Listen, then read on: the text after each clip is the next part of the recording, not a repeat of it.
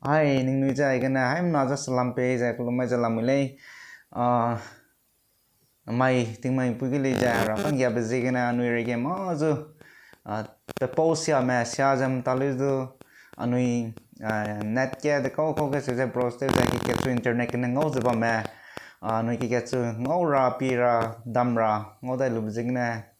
mai pe ting wang di je to le berangai mai ting mai pu ge kacai na kadui na lezu isan ki ke na sai ne bezia jinai ta ti da kana lezu anoi ki na mera me chuja class 10 ge pass pe me chai class 10 pe ge chuja khai je pass pe me 11 12 ge pass pe mera me punui ragang ya bezi ge ne pass pe lu bezi ge ne ki na chuja damai ne jai ke in me hai na so ge lia ga ta jala le plama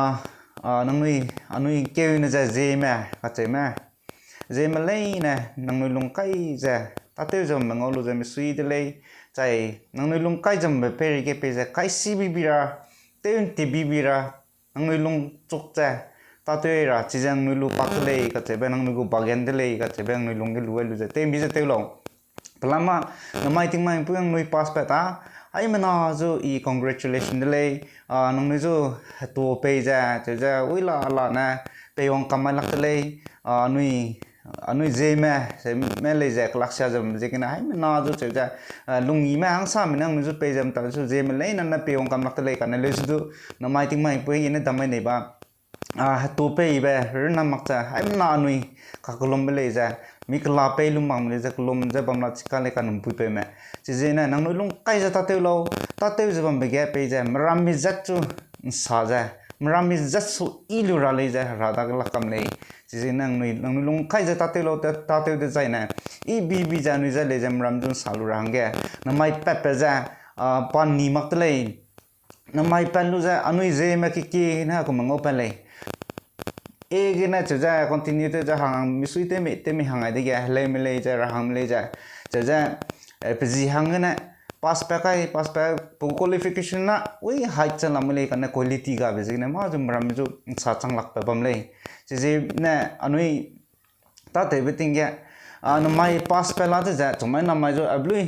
chỉ ra wang giờ mi đâu gì thế giờ pass lu chạy thằng đó question answer kia lu chạy thằng đó chỉ về paper rồi lu chạy pass ta sẽ bị gum malai cái này nang nui kêu này giờ anui gì mà lại cái abe mramina anui जो नाजन chúng ta mà cái nang nui nè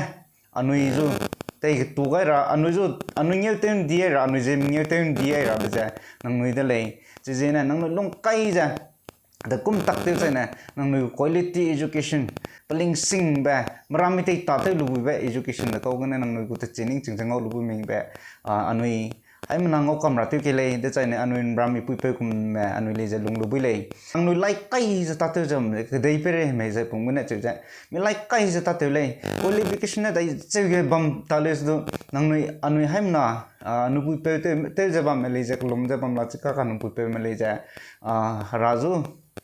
rada kana gya nga kang gya ki jaba mlachika dile